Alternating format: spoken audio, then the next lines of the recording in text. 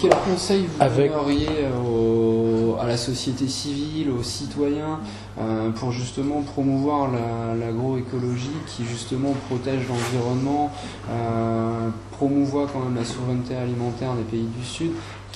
Comment une personne peut, si vous avez des conseils d'action pour ces personnes-là, qu'est-ce que vous, en tant qu'expert sur ces thématiques-là? Pas expert, là, paysan, il faudrait refuser de payer les impôts tant qu'on ne réforme pas la PAC.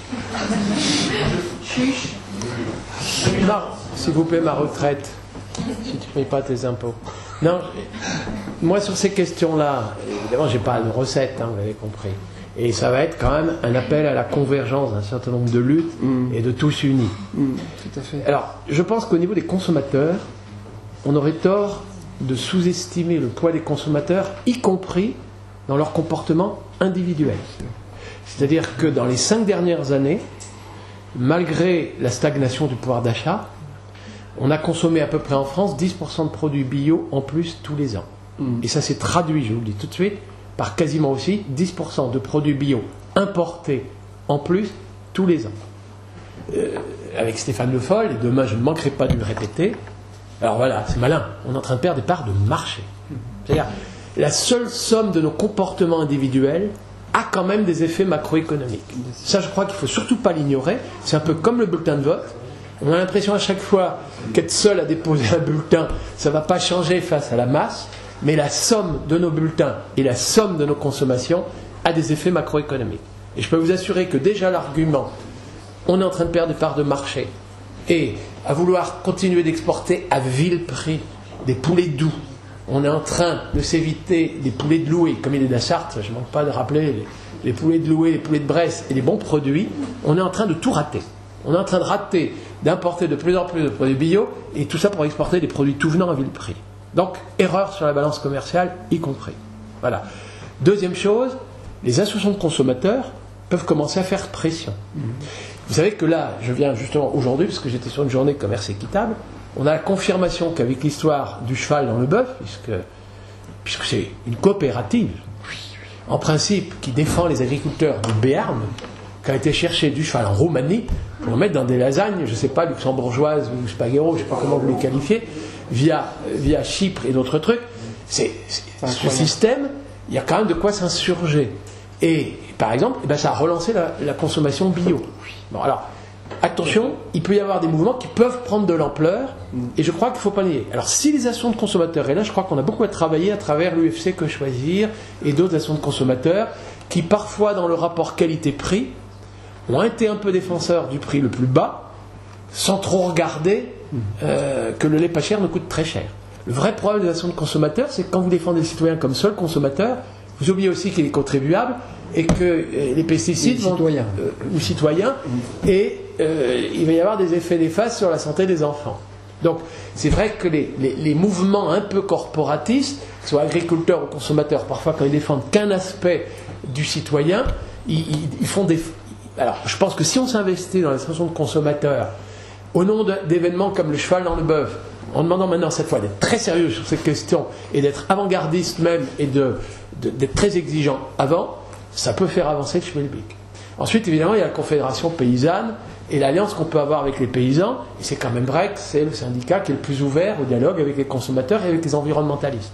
Et les environnementalistes, j'aurais envie de leur dire qu'ils défendent une cause extraordinaire, mais que c'est vrai que de dire à un éleveur breton qui a fait la traite le matin, le soir, 365 jours sur 365, et lui dire brutalement, alors les subventions de la PAC, c'est ça, vous fertilisez le littoral dans l'algue verte, ça leur est insupportable.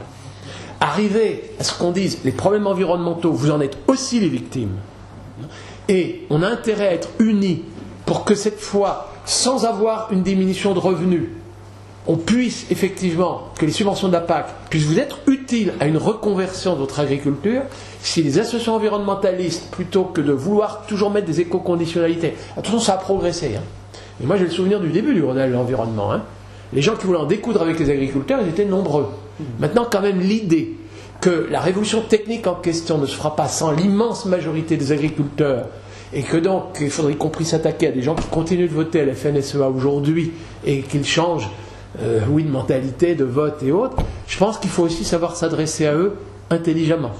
Et puis on vous dira, oui, mais on ne peut pas ravitailler, on le voit très bien avec la restauration collective, les seuls petits efforts faits par les conseils régionaux, généraux et municipaux, quand ils veulent plus de produits bio dans la restauration collective, c'est qu'ils voient bien que des maraîchers bio dans le coin, il n'y en a pas. Et que quand on veut installer des jeunes en maraîchage bio aux abords des villes, il n'y a pas de terrain. Et du coup, vous découvrez qu'il y a une association qui s'appelle Terre de Liens, qui essaie de faire ça. Et vous découvrez que quand Terre de Liens commence à remuer le foncier, les élus qui ne se pointaient pas au SAFER, c'est-à-dire que quand ils ont le droit de vote dans les organismes parapublics pour réattribuer des terres libérées, en principe pour l'installation des jeunes, mais dans la réalité pour l'agrandissement des voisins, ben je vais vous dire, les élus commencent à être plus attentifs, ils vont au SAFER, ils y vont voir le dossier avant le jour du vote, donc, parce que sinon c'est piégé, le jour du vote, s'ils n'ont pas vu le dossier, etc.